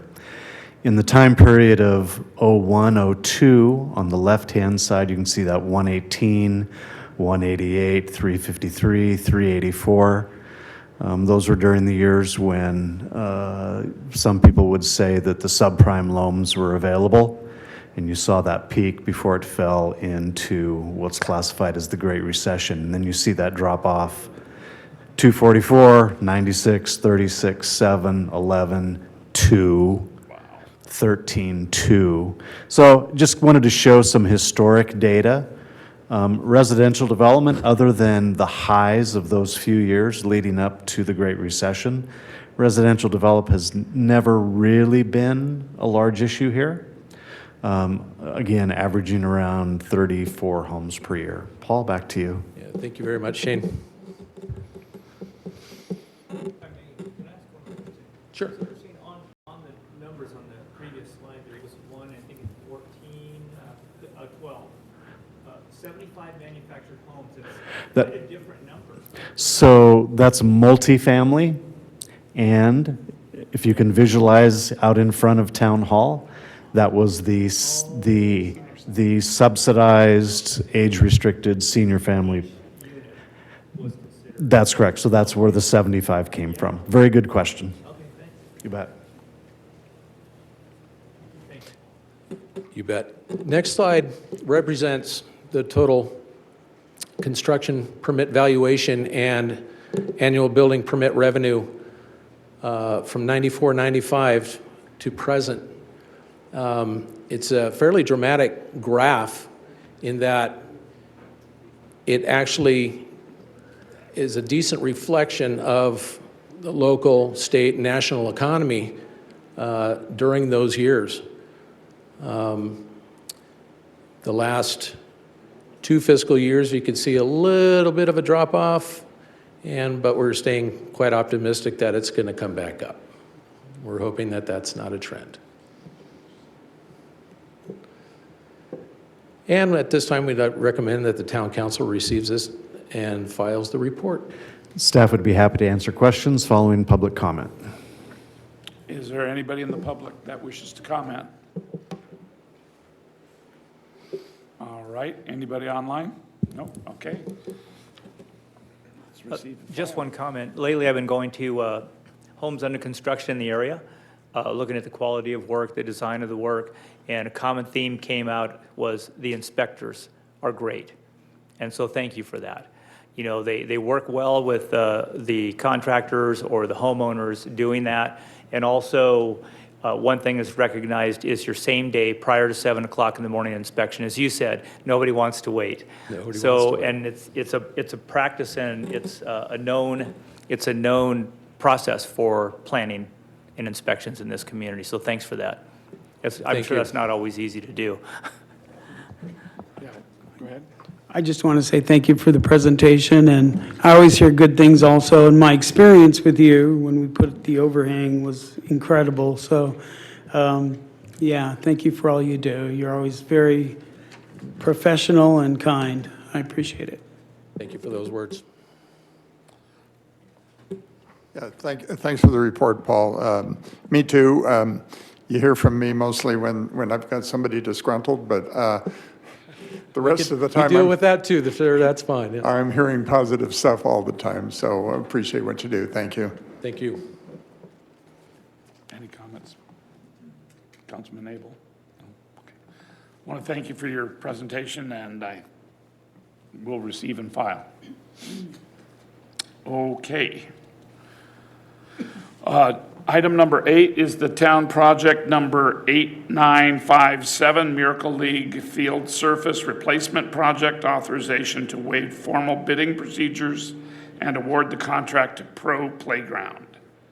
Good evening, Mayor and Council. Recommended action is that the council waives the formal competitive bidding procedures pursuant to Municipal Code Chapter 3.12, Section 3.12.050A, waiving the formal bidding due to the emergency nature of the start of the league on September 16th and the fact that the season would be canceled if the work cannot be completed prior to that date. And that 2, the town council awards bid to Pro Playground in the amount of $165,999 for the Miracle Field League Surface Replacement. Town Project 8957 establishes a contingency in the amount of $17,000 and authorizes the town manager, town attorney, and mayor to sign all documents necessary to implement the project, and authorizes the town manager to expend the contingency in order to deliver the project.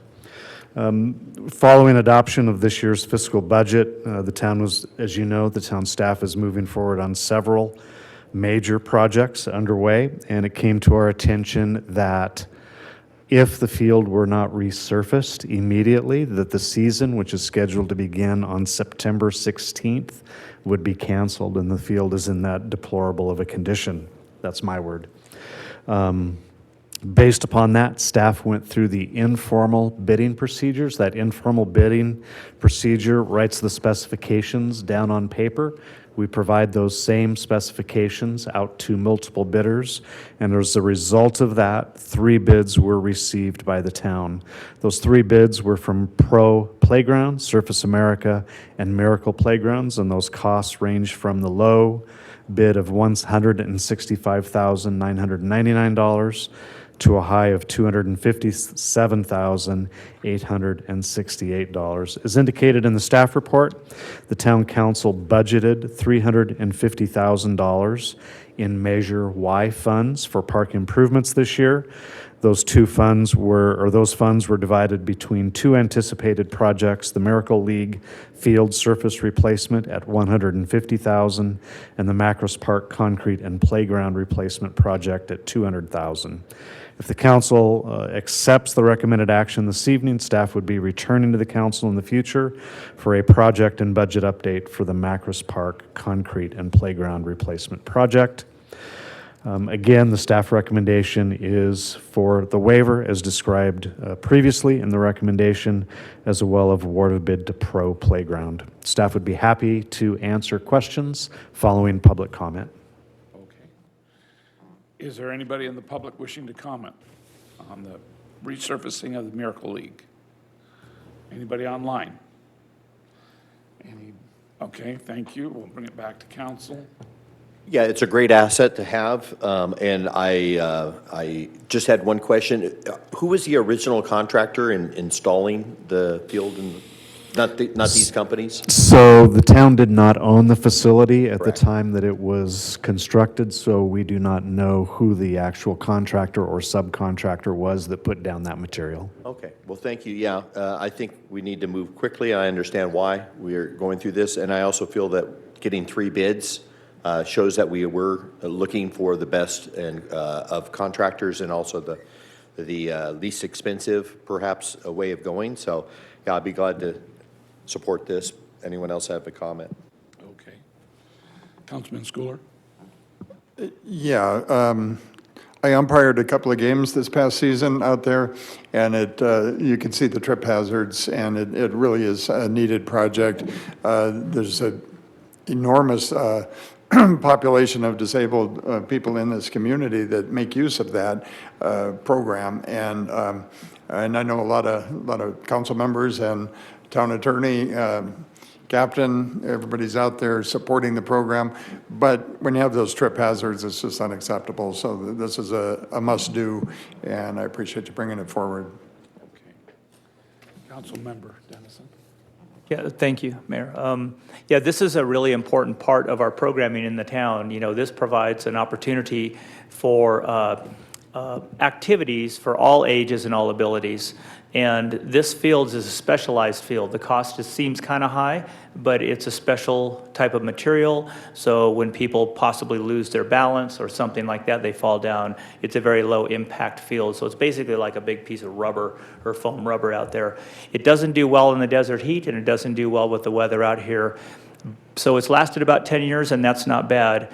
But I appreciate staff. Thank you very much for understanding the sense of urgency to get this activity available again prior to the beginning of the season. It would not be good in my eyes if we lost the ability to continue with the annual Miracle League programming. They have seasons twice a year, or it goes all year, but there's two times. So thank you very much. I'm all in support of this proposal and the measure. Mayor Pro Tem Rose? I really have no comment. It's an emergency, and at least the company isn't called Anti-Playground, so that's good. But seriously, yeah. But it seems like obviously it's an emergency, so I support this. All righty. Also in support of this, so I'll make the motion that we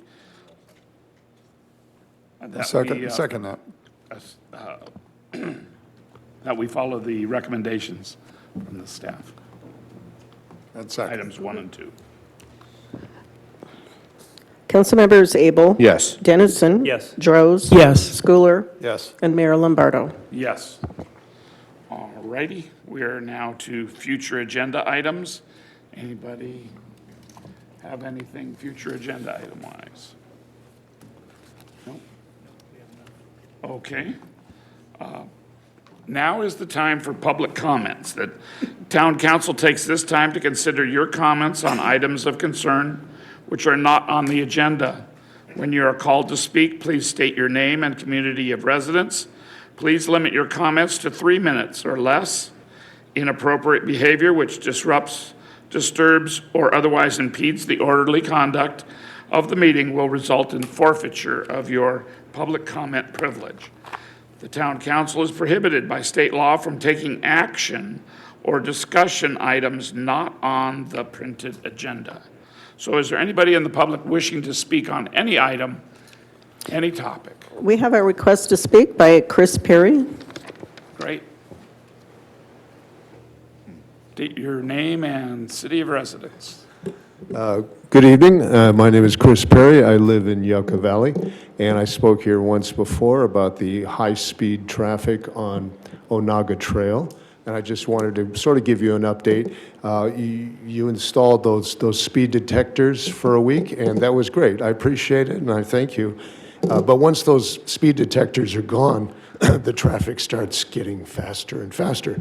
And we've got, we had an accident there not long ago where a full-size bus ended up in my neighbor across the street in the middle of his yard. And if that bus would have kept going, it would have crashed into his house. The car that hit it went through the fence of my neighbor next door. And she told me, and other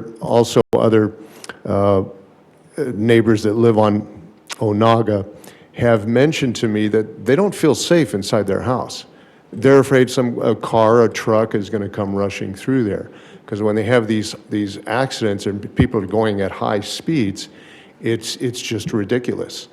So I just wanted you to know that I received an email from you saying that situation, that problem was resolved, and I want to be clear that it is not resolved. There are still high-speed cars going along Onaga, and that is a residential area. It's not supposed to be a highway. Thank you very much. We have a request by Marisol. My name is Manasseh Ivazian.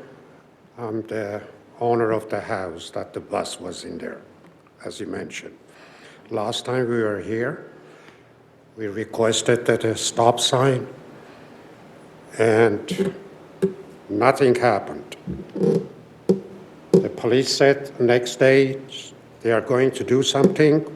We haven't seen a policeman on site. Things are getting worse.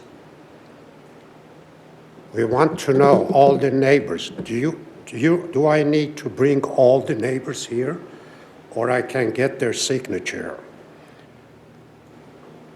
I'm talking on behalf of all of them, and they are sending me 2 letters from 2 realtors that they reduced the price of the house next door to this gentleman by $100,000. Every single buyer pulled out because of the speed on that road. So something has to be done. Lots of people got hurt there. If you want to see a picture, you put it in there. Have a look at my property. It's not the first time. This is the 3rd time. Why can't we have a stop sign there? That's what we're requesting. Okay? Obviously, police cannot do anything about it because there isn't enough money or whatever. But I requested that every single policeman, I asked them, I got 2 property there. They can park on my land. I feed them. They can use my bathroom. They can do anything they want. Just show 1 police car there. The police car, only they go, I'm not accusing anything, but something is going on. There's a couple of stupid stop signs in this town that police gives people ticket. Okay? Can I request to see all the tickets they give for last month? Because I'll write down exactly before you see where they give the tickets. Why can't they just do something about this road? We are not asking anything. We are asking, old people are walking there. Kids are walking there. It's become a lawless place. In Saturday nights, there is a truck and a Dodge, they do racing there. It's getting worse and worse. Believe me, if I say they do 100, 110 miles an hour there, we wake up. You know, what's going on? And please, we want to know why we can't have a stop sign there. We want answer. And if you agree with answers, we'll walk away. But until we get the right answer, why we can't have a stop sign there, when there's a stupid stop sign other places, just to get ticket money, which I don't know where the proceeds go at the moment. You know, we are going to be here, the neighbors, every single time and ask the same questions, because we are having enough. I've been hit, my property is damaged, the neighbor's property is damaged, people got hurt. What is it that you can't solve with a stop sign? Thank you for your comments. Yeah, I do appreciate your time. Please, we are here asking your help. We appreciate that. We will. Yeah, I thank you for your time. Thank you. Is there anybody else wishing to speak?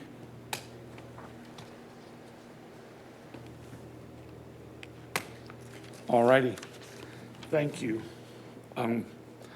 Please understand we're not allowed to comment or discuss items that are not on the agenda. And so you are free to talk with staff, and we will try to see what can be done in the future. Thank you. Is there anybody else? Anybody online? All right. Staff reports and comments. Great, thank you, Mayor. Sue, why don't we start with you? Any updates for the council or community today? Sure. It's our last week of our aquatics program, so we're open through Saturday the 10th. We have another movie night this Friday, the 9th, at 7:30 p.m. We'll be showing Yucca. And we had one last Friday night, and it was really fun, really successful. Just having a great time there out in the evening, watching the movies. We will have H2O water playtime this Friday from 10 to noon for ages 8 and under. And our last concert is this coming Saturday. Heard a lot of great reviews from last weekend. This weekend also, Cassie B, kind of more pop music. I saw her in the low desert though, and she's really, really good. So everyone should be enjoying that. That's gates open at 6:30, concert from 7 to 9. Thank you. Thank you, Sue. Deborah, you have anything? Captain? Shane? Just one comment. You will likely start to see some construction fencing going up, down around the Prop 68 Yucca Valley Arc project next week. Full-blown heavy construction won't be starting right away, but you're going to start to see a little bit of construction activity. So just a heads up and an FYI. Staff's working on a groundbreaking ceremony for sometime in September, and staff will be reaching out to all of the participants for that and coordinating that and calendaring that. That's my only comment this evening. Thank you, Mayor, Council. Just a couple of items. With your action this evening, there will be 2 additional ballot measures. It's going to be a crowded ballot this November, and so we know that the town will have measures on there. We're aware of at least one, I believe now 2 separate county measures that will also be on the local ballot. We've heard that the Morongo Unified School District may have a measure on the ballot, so that will be there as well. We will ensure that we have ample opportunity to educate and inform all of the voters of Yucca Valley so that they know how the different measures impact them, both town measures as well as how other measures may or may not impact them. Most of them don't have direct impact. School districts would, but the other ones may not. So we just want to make sure that the voter is informed and they know what is going to be on their ballot and how it works. Somewhat related, but also very important to our community, is some action that's occurring with the Desert Healthcare District. That's based out of Palm Springs, but they are the governing board that ultimately approves the operating agreement with Tenet Healthcare that is operating not only Desert Regional, but JFK and High Desert Medical Center. They are currently in negotiations with renewing that lease, and I'm not the expert, so I won't talk about any of the details, other than to say that it's at a critical junction, and I believe that one of the outcomes would be a ballot measure that would be put before the voters. If that doesn't occur, then that operating agreement may terminate, at which time Desert Healthcare District would be responsible for running the hospitals. In other words, tenant may walk. So that would have a dramatic impact, not only in Lower Desert, but even more so up here. As you know, that before this current operating agreement was in place, High Desert Medical Center was quite frankly, was in a world of hurt in being able to operate effectively. So I believe Desert Healthcare District is meeting at the same time we are tonight. We may have some clarity on whether that will be on the ballot. Obviously, they'll have to act between now and Friday if they're going to put that on the ballot. We'll keep the council apprised as that moves forward. As Shane indicated, we do have groundbreaking planned in the works. We're looking at the third week of September. We do need to coordinate with other potential individuals and VIPs that are instrumental particularly in the funding package. So we're reaching out to them, trying to flesh out that date, but I put that out for your knowledge at this point. And then finally, thank you for letting me get away for a couple of weeks at the end of July. I had a great time with the family and relaxing. And thank you to Shane for running the show here and for the rest of the team. We have a great team. Things move smoothly and seamlessly when I'm not here, so it's tremendous to be able to but it's always nice to have a place to come back, so thank you. All righty. Anybody else? Okay. Councilmember Abel? Yes, thank you for everyone that was in attendance tonight and so forth. I did get another citizen that was concerned about the speed limits on Joshua Drive, and so I gave that to the captain to let their traffic enforcement know that we are dealing with that. As more and more traffic gets on the main highway, people are finding alternative routes, so it doesn't surprise me that Onaga is being impacted and Joshua Drive and others. My question to the staff that maybe you can get back to us, I don't know when we last did a traffic speed limit survey and when those are up for renewal, but it'd be good to know when those dates are coming up so we can evaluate speed limits on our arterial streets. So the speed limit on Naga is valid for a number of years still, probably between around 6 more years, 5 and 6 more years. We are going to be undertaking some multi-way warrant studies as well as evaluating the accident reports that have occurred along that stretch of Onaga Trail. 2 primary intersections, Lucerne Vista, Joshua View. We'll be evaluating that area and we'll see what comes out of that study process. We didn't want to start those multi-way warrant studies till school was back in session because the traffic volumes are completely different when you're in or out of school. So that process is underway at the staff level. We'll coordinate the review of the accident reports with the Sheriff's Department where necessary. Okay, wonderful.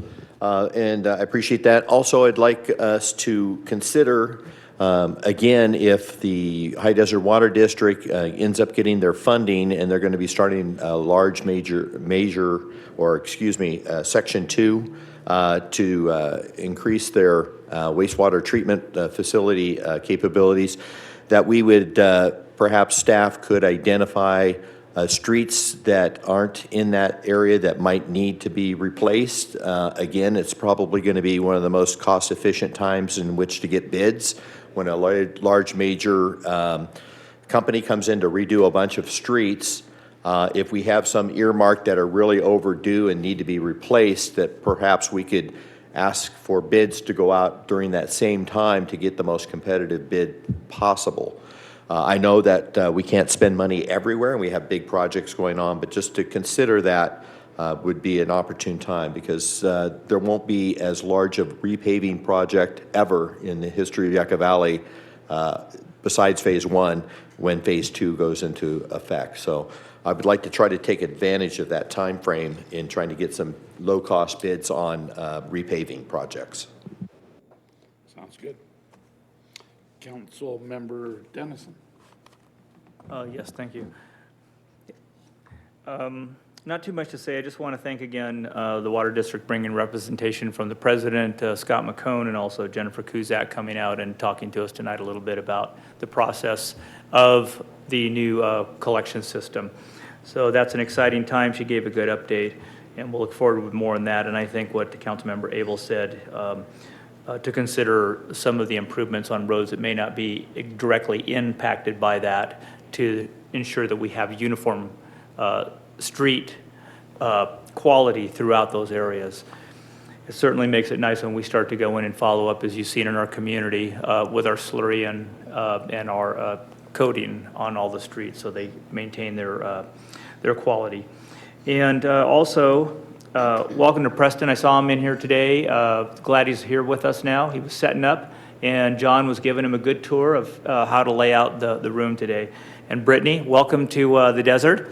I'll give you, I'll pretty much guarantee for you, as you're here, maybe 3 or 4 more months, it'll start to cool off. No, so it'll be nice. No, it gets better. All of us are kind of shocked by the weather this year for the summer. We've been getting quite a few hot days. But welcome. Appreciate it.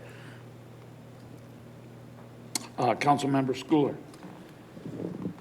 Yeah, well, I really appreciated the High Desert Water District report. Thanks to the board that came out and Jennifer for the presentation. Good to be updated on that. Look forward to that project moving forward, phase 2. Welcome to Preston and to Brittany as part of the town team. And I want to shout out to the rec staff. I know the end of summer is kind of a relief in a way when the summer programming has been outstanding. And the concerts, appreciate those, and aquatics. I know getting to the end of the summer and nobody's drowned is a really a blessing, and you kind of take a deep breath. But wow. I know how that works. You just no accidents, so appreciate that, keeping it safe. And wanted to mention that I went to a League of California Cities Desert Mountain Division meeting a week or so ago up in Mammoth, hosted by the city of Bishop. It's a good review of what's happening in the region, Desert Mountain Division cities, and also the state legislation that's coming up. And you get a review of all of those things, the propositions and proposed legislation regarding, well, there's rent control, maybe bringing that back to local jurisdictions, which I'm not sure anybody would want to handle that. There's, I don't know, it sounded like the state wants all houses to be all electric at some point in the future, which kind of sounds a little bit crazy. Good review of transportation projects. There's Senate Bill 382 regarding home insurance coverage for everybody. There's another, I don't know, there's so many bills proposed. And then there was my favorite. It was a bill proposed, and I didn't get the author's name, a bill proposed to limit the number of bills that can be proposed by legislators. So, I want to follow up on that. I think that's a great idea. Kind of like the less they do, the better off we are. Yeah. Yeah. So anyway, thank you. That's funny. Mayor Pro Tem Droz. I think everybody said everything I wanted to say, but I do want to mention that this weekend, our videographer, I think it's this weekend, Bob Stevenson, sitting up there, is turning 89 years old this weekend. So congratulations. Happy birthday, Bob. Happy birthday. Anyway, and he's still lugging all that equipment around. You're inspiring. So anyway, happy birthday, and that's all I have to say. Wow, awesome. I want to thank everybody that presented today and for all the public that came in attendance. It's always fun to be at these meetings. I don't know why, it's weird, but I like it. It feels very, we have an active community, and we are in support of one another on important issues. And it's nice to be part of it. Preston and Brittany, welcome to the team. We look forward to working with you in the future, and we are going to do everything we can to make sure you love Yucca Valley. It's a great place. Other than that, the upcoming meeting is the next regular meeting of the Yucca Valley Town Council will be held on Tuesday, August 20th, 2024, 6 p.m. here in the Yucca Valley Community Center, Yucca Room. And at this time, I'd like to have a memorial adjournment for Robert Leone, who passed this last week. Tonight, we have the privilege to recognize one of Yucca Valley family members with a memorial adjournment. As the town announced last week, former town council member Robert Bob Leone passed away peacefully on July 27th at the age of 89, with his wife Betty at his side. Councilmember Leone served many years with the town right here on this dais with us. A little history about Bob. Bob was first elected to town council in 1998, and provided 20 years of thoughtful public service to the community, including 4 terms as mayor. On council, Bob championed the responsible growth and development of both public and private land projects and residential development, the maintenance and rehabilitation of the town's streets and roads, and the rehabilitation of town parks. Leone was also an advocate for the town's quality of life programs, including senior resident services, recreation services, the annual 4th of July Independence Day celebration event, and his favorite, the town's summer concert series. Councilmember Leone was an ardent supporter of the town's original measures Y and Z, passed by voters in 2016, which we discussed earlier tonight. Bob's impact will be felt for many years. Yucca Valley will be felt for many years in Yucca Valley, as he was integral in the fabric of our town, especially during the formative years shortly after incorporation. After a long and distinguished successful career in public safety, serving both New York and Los Angeles police departments, Bob and Betty permanently relocated to Yucca Valley in the early 1990s. Robert loved spending time with his horses and other animals. He was a classic auto enthusiast and enjoyed the beauty, charm, and friendly atmosphere of the high desert. We thought that it would be appropriate to share Bob's retirement video from a few years back as we close tonight's meeting. Let's start the video.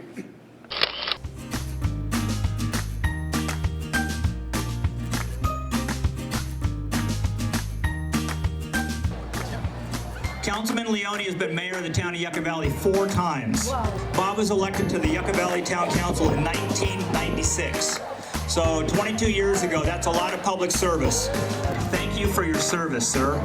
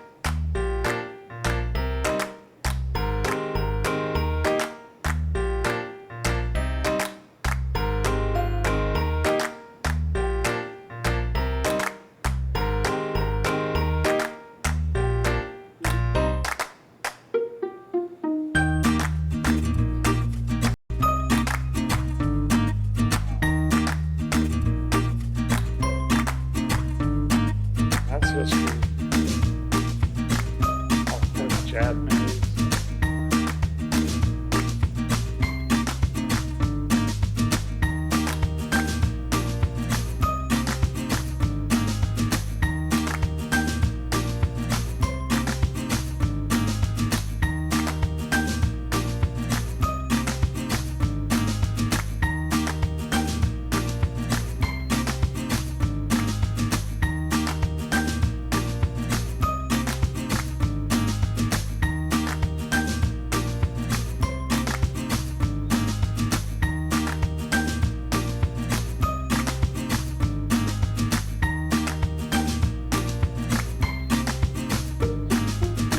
Thank you so much for being members of our community, and it's been an honor for me to serve you in these many years.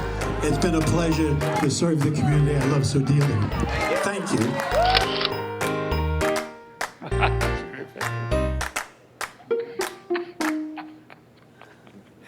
Oh, what great memories. He was an outstanding public servant and a good mentor to a lot of us, and a great example to the whole community. We're going to be greatly missing him. Thank you and good night.